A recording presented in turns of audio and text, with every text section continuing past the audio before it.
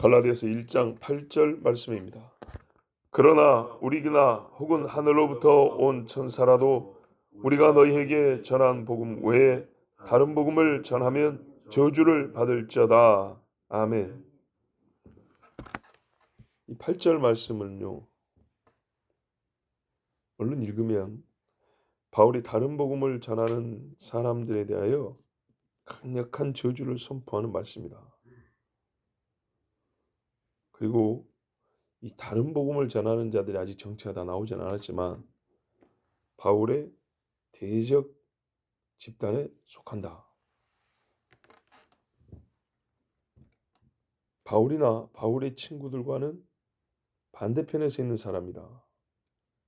이렇게 읽힐 가능성이 큽니다. 근데 잘 보시면 이렇게 시작하죠. 그러나 우리나. 의외의 말입니다. 자기가 비판하고 있는 대상들에게 자신과 동료들을 포함을 시켰습니다. 이거를 우리가 간과하면 안 됩니다. 무슨 뜻인가 하면 사람이 서로 말다툼, 논쟁을 하는 때 보면 자기 주장을 말하고 있습니다. 그 자기 주장을 논변한다는 말은 자신의 옳음을 전제로 합니다. 내가 옳다라는 말입니다. 근데 이 옳다라는 생각은 1차적으로 주관적인 확신입니다. 나는 내가 옳다고 생각한다. 근데 사실은 이게 없으면 우리가 무슨 일도 못합니다. 최소한 고유한 자기 의지로서 독립적 행위를 하기 위해서는 자기 확신이 필요합니다. 나는 지금 자야 한다. 나는 지금 공부해야 한다. 그렇게 생각한다. 나는 성공하기 위해서 서울로 올라가야겠다. 옛날에 이제 시골 사람들 기준으로 말하면 자기 확신에 따라서 행동을 해야 된다. 확신 없는 사람은 뭐예요? 우유부단하다 그러죠. 이것도 아니고 저것도 아니고 하는 것도 아니고 안 하는 것도 아니고 세상 답답한 사람이 있죠. 이걸 요즘에 고상한 말로 하면 자존감이 약한 사람. 그래서 어떻게 해요? 늘 의기소침하고 일을 똑부러지게 하지를 못해. 여러 가지로 표현하는데 분명한 거는 자기 본인의 옳음을 전제로 해서 주장을 한다는 겁니다. 1차적으로 이 주장은 그래서 다른 복음을 전하는 자들, 그게 옳다고 생각하는 거 아니겠어요? 자기 확신, 주관적인 자기 확신에 근거합니다. 하지만요, 바울이 여기다가 우리나라를 포함시킨 거 보면 무슨 말이냐면 복음의 진실함은 오로지 객관적 사실성에 근거하여 판단해야 된다는 얘기입니다. 객관적 사실. 아무리 내가 예수가 죽었다 살아났다 하더라도 그게 사실이 아니면요, 나는 그렇게 믿어도 그게 꿈이었다면요, 아무 의미가 없죠. 진짜 헛되잖아요. 뭐라 그랬어요? 나는 죽은 자가 부활한다고 믿는다. 그 당신들한테 믿으라고 전한다. 그런데 만약에 말이지, 예수께서 죽은 자 가운데서 살아났다는 것이 거짓말이라면 세상에 우리 같은 바보가 어디 있고 우리 같은 불쌍한 인간이 어디냐? 보세요. 객관적 사실성. 다시 말하면 나는 확실히 주께서 주신 말씀을 그대로 전했다. 하지만 나와 나의 동료라 할지라도 다시 다른 말로, 그 뒤에 말이죠, 다른 말을 하게 된다면, 처음 전한 복음을 변화시켰다면 나도 저주를 받아야 한다. 본래 정직하고 진실한 자라도 변질되거나 배도의 가능성을 있음을 알기 때문에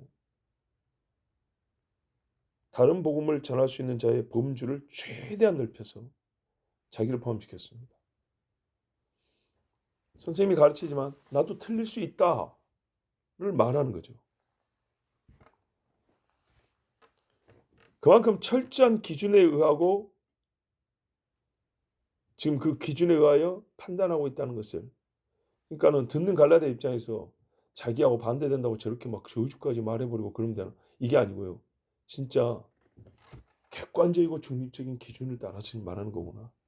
이런 확신을 줄 수 있는 화법입니다. 그리고 이건 사실이고요. 가능성은 최대한 넓혔습니다. 누구든지 다른 복음을 전할 수 있다는 가능성. 최대한 넓혔어요. 조금이라도 변질된 마음으로부터도 복음은 다르게 증거될 수 있다. 순간이라도 삐딱하면 딴소리 나옵니다. 그렇다면 이 말을 들은 갈라디아 사람들은 스스로 어떻게 생각해야 될까요? 역시 주관적 확신에 빠져서 봐보세요. 우리가 잘 믿는다고 생각하면 개인도 그러잖아요. 설마 내가 신천지에 빠지겠냐? 내가 성경을 이렇게 잘하는데 내가 설마 구원파에 넘어가겠냐? 내가 복음에 대한 교리를 얼마나 철저하게 알고 있는데 내가 바리새인이 되어 있어요. 내가 바리새인을 비판하는 설교를 수십 번 했는데 내가 바리새인이 된다고? 이거야말로 착각이라는 얘기입니다. 베드로가 뭐라나요? 선생님. 다른 사람은 다 버려도 저 안 버립니다. 저 기질 알잖아요. 저 성품 알잖아요. 지금까지 어떻게 주님을 따르는지 아시잖아요. 데이터 보세요. 데이터. 나 이런 사람들이 내가 주님을 버린다고요? 주님 어땠어요? 야 임마. 마귀가 니까지 것들은 까불어 버린단다. 이렇게 키질한다. 이 쭉쟁이 갈라내는 거 아니에요? 내가 그거를 못하겠어 그렇지. 안 그러면 이렇게 금방 털만 날아간다. 베드로 동의 안 했어요. 근데 지가 동의를 하고 안 하고를 떠나서 실제로 됐죠. 그러니까 단순히 예언을 성취하기 위해서 그것이 아닙니다. 자기 확신한 게 얼마나 아무것도 아닌 것인가를 보여주는 겁니다. 나는 조강지처밖에 몰라. 천만의 말씀. 술 한잔 들어가고 옆에서 이쁜 애들 왔다 갔다 하면 바로 그냥 쓰러지는 게 남자들입니다. 절대 안 됩니다.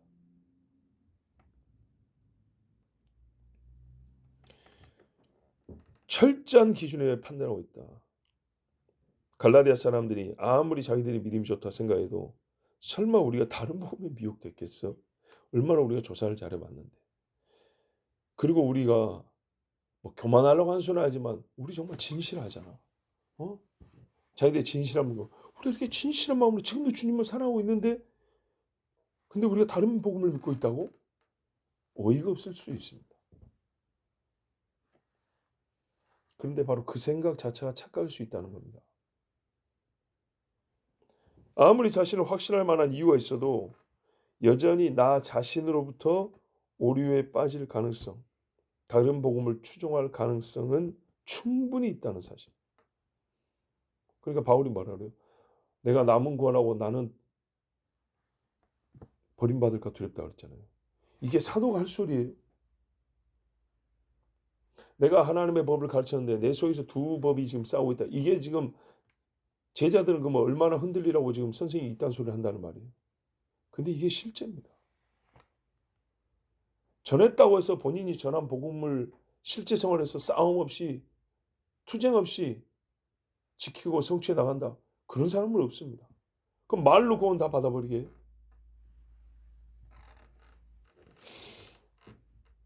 아무리 자신을 확신할 만한 이유가 있어도 동시에 의심할 만한 이유도 있다는 것. 나 자신부터 오류에 빠질 가능성 있다는 것. 그러면요. 가능성과 가능성 사이에서 우리는 그냥 왔다 갔다 하면서 사는 존재인가요? 아니죠. 여러분 그래서 처음에 말했잖아요. 객관적 조사와 검증을 할 수 있는 객관적 사실이 있다. 그 객관적 흔들리지 않는 객관적 사실에 나를 묶으면 되는 겁니다. 나를 거기에 비추어서 틀린 거는 바로잡고 거기에 일치되게 살면 되는 겁니다. 그게 뭡니까? 그래서요. 양심이 필요하고 좋은 것이지만 양심만은 안 되는 거예요. 열정이 뛰어난 사람이 역시 일꾼으로 잘 쓰임받을 수 있겠지만 열정 갖고 되는 게 아니에요. 뭐가 필요해요? 지식이 필요하다 그랬어요. 그 뭡니까? 진리를 말하는 겁니다. 헌신도 많이 하지만요. 말씀의 기록을 따르지 않으면 상은 고사하고 하나님 영광을 가는 일이 될 수도 있습니다. 기록된 말씀. 이때 당시 벌써 많은 사람이 죽긴 했지만 여전히 살아있는 증인들. 전한 자들의 진실함까지 포함해서 객관적인 사실, 진리의 객관적 증거가 있습니다. 그래서 항상 여기에 붙들려서 확인해 봐야 됩니다. 우리나 우리 자신의 변질이나 또는 우리로부터 왔다고 말하는 거짓말쟁이가 있을 수 있습니다. 천사를 가장한 사탄이 천사처럼 말을 합니다. 그래서 말했어요. 하늘에서 온 천사라도. 여러분 이슬람교의 창시자가 마호메트 무함마드 아닙니까? 무함마드가 꾸란을 어떻게 쓴지 압니까? 천사가 계시해 줬답니다. 천사가. 보세요. 그게 천사입니까? 마귀입니까? 마귀죠. 마귀. 광명의 천사로 가장한 마귀. 그 마귀가 뭐랬어요? 하나님은 아들이 없다고 그랬어요. 예수는 순전히 사람이라고 그랬어요. 예수는 십자에서 죽지도 않았다고 그랬어요. 이게 천사 할 소리입니까? 근데 천사로부터 계시를 받았대요. 우리가 먼저 전했던 복음은 뭐냐? 간략하게 핵심만 말하면 예수의 성육신, 즉 예수와 십자가, 부활입니다. 그래서 어떤 일이 일어났냐? 죄인인 우리가 구원, 구속을 받았다. 뭘 근거로? 어떤 방법으로? 그리고 그 구원받은 최후의 상태가 뭐냐? 썩지 않을 새 몸을 입는 것까지다. 예수님 부활처럼. 주님의 약속에 대한 것들이었어요. 성취되었고 성취될 약속에 대한 것들이었어요. 이 각 요소와 또 상호 관계성까지 우리는 다 말했고 배웠어요. 예수님의 성육신과 십자가는 뭔 상관이고 십자가와 부활은 어떤 관계고, 네? 이걸 믿는 것과 우리의 죽음 이후의 시간 내에서는 어떤 관계 있고 다 가르쳐 줬어요.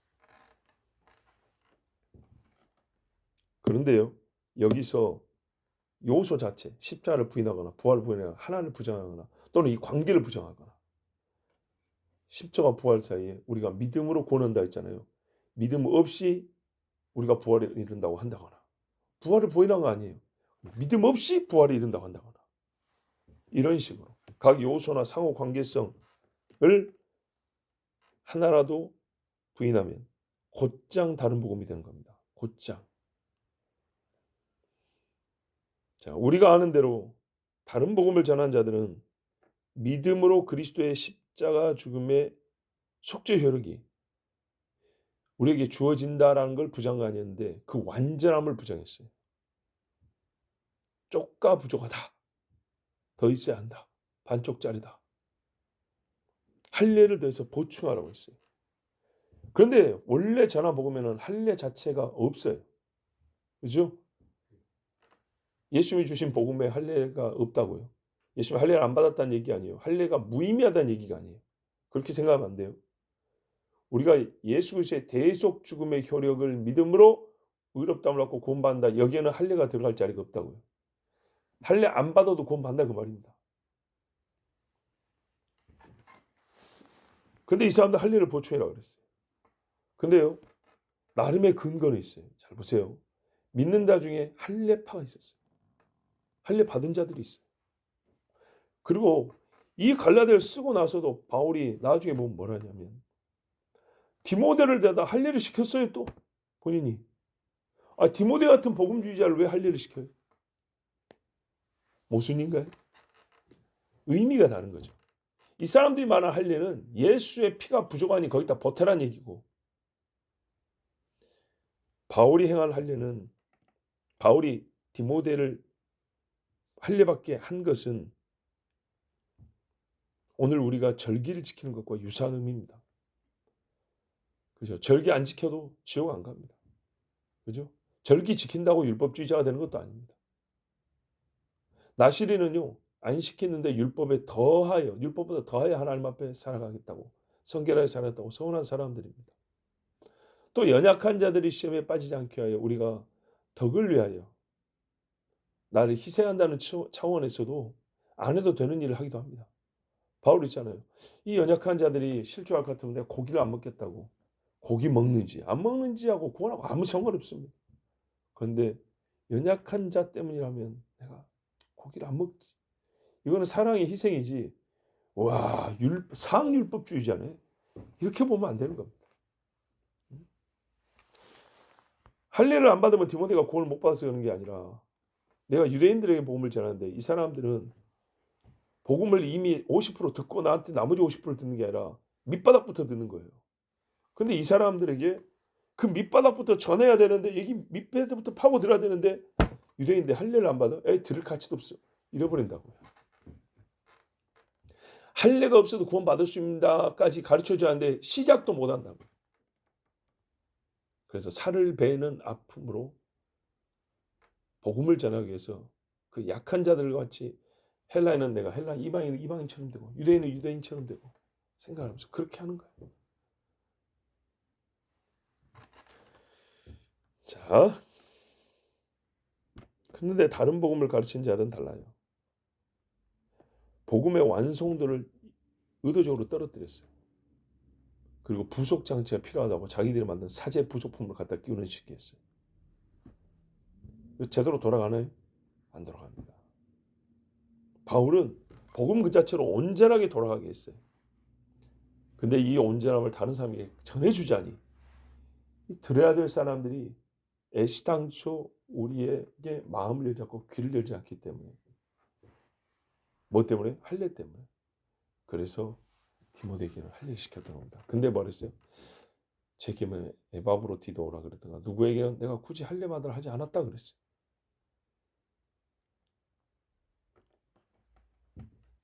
자, 그럼 이런 사람들 어떻게 됩니까? 저주를 받을지어다. 예수님이요 바리새인과 서기관들에게 화 있을진지 8번 했어요. 강력한 저주입니다. 화 있을진지 뒤에 나오는 얘기는 전부 다 지옥입니다. 저주는 화를 우리가 복을 축원하는 것처럼 그죠? 화받기를 구하는 말입니다. 사실상 거의 선포입니다. 되어버리는 말하면 그렇게 되는.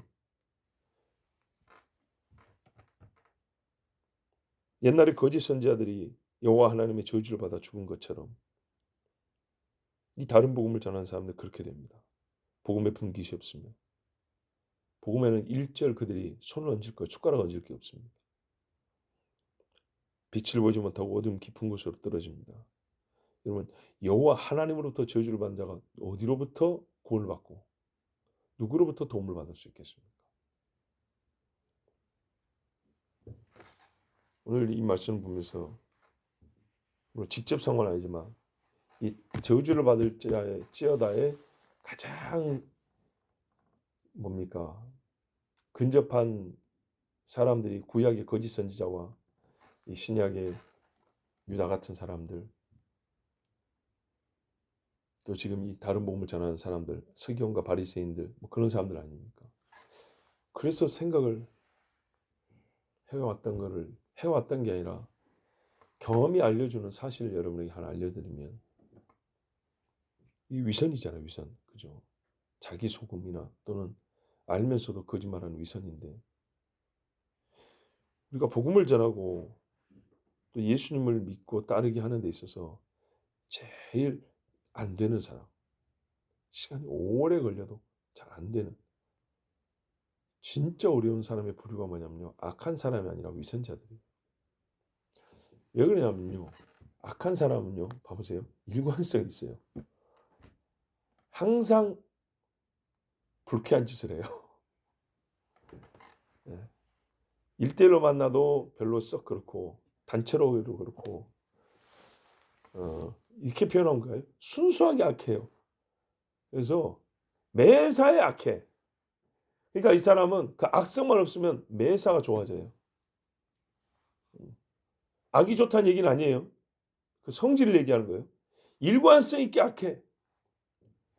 그 사람에 대해 파악도 쉽고 뭘 고치라고 우리가 요구해야 되는지 당신은 어땠는데 요구하는 것도 굉장히 단순해져요.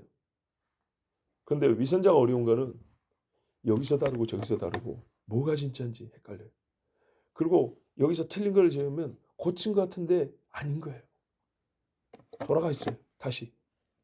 근데 자기는 또 완벽하다고 생각을 해요. 정곡을 찌르기가 어려워요. 본인이 전곡을 찔렸다고 가장하여 보이는 능력이 있어요. 그리고 자기는 찌름을 받을 필요가 없는 사람인 것처럼 순간 자기의 모습을 변장하듯이 뒤바꿀 수 있어요. 중국에 가면 가면극이 있거든요.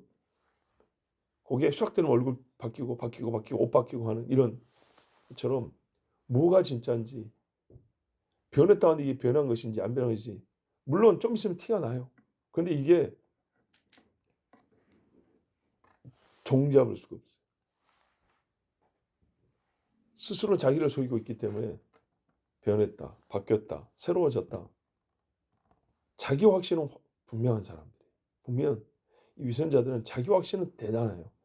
그렇기 때문에 그 자기 확신이 삐뚤어져 있는 것을 믿지 않아요. 그래서 타인이 객관적 사실을 말해줘도 그 자기 확신의 확고함 속으로 들어가기 어려워요. 다만 거기에 맞춰주는 정도, 약간의 맞춰주는 정도로만 옷을 받고 입습니다. 그래서 제 설명이 좀 부족한데 제가 이 마음속에 표현한 게 부족한데 일관성 있게 악한 사람보다 위선자들을 개심시키기, 마음을 새롭게 하기가 정말 어렵고 그 사람의 신앙의 순수성을 확인하는 일도 매우 어렵습니다. 어렵다는 말은 불가능이라는 말보다는 가능성이 적다라는 말뿐만 아니라 보는 입장에서도 그 진위를 파악하기가 어렵다는 얘기입니다.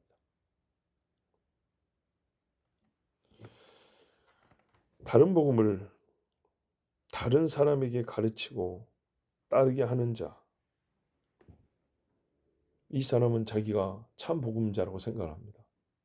그렇다면 위선자일 가능성이 높습니다. 이 사람은 바리새인과 서기관이 들었던 화 있을진저의 저주를 피할 수가 없고 오늘 그래서 바울이 저주를 받을지어다 이렇게 말한 겁니다. 자, 오늘 다 들었습니다. 우리 나 여기서 나가 빠지지 않습니다. 진짜 나 그리고 여러분 나 빠지지 않습니다. 내가 다른 복음을 말하는 저는 다른 복음에 빠져 따라가는가?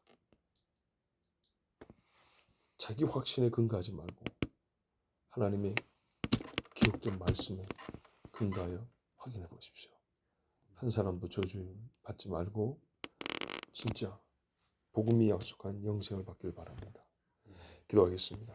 하나님 감사합니다. 오늘도 주께서 사랑하셔서 백성을 부르시고 깨우셔서 나와 주님 앞에 기도하게 하시고 또한 우리가 세상의 여러 가지를 조사하고 확인하기 위해서 기준표를 받고 시약을 받고 단서를 받고 하는 경우가 많은데 나의 신앙을 확인하기 위하여 주님이 이 진리의 말씀을 주셨습니다. 신앙을 갖게 하기도 하고 옳게 하기도 하고 오류에 빠지지 않도록 지키기도 하는 말씀. 주님 오늘도 하나님의 말씀을 존중하며 말씀에 근거하여 나의 확신, 자기 확신도 검증, 확인하게 하시옵고 늘 주의 기록된 말씀, 영원한 객관적인 진리의 말씀에 근거하여 우리가 바른 신앙생활 하게 하옵소서. 한 사람도 다른 복음주의자가 되지 말고 스스로 오리가 없다. 자기 거짓 확신에 빠지지 말고 주님 앞에 겸손히 또한 주님 앞에 자기를 낮추어 하나님 말씀을 따라 행하는 자가 되게 하옵소서. 예수 그리스도의 이름으로 기도하옵나이다. 아멘.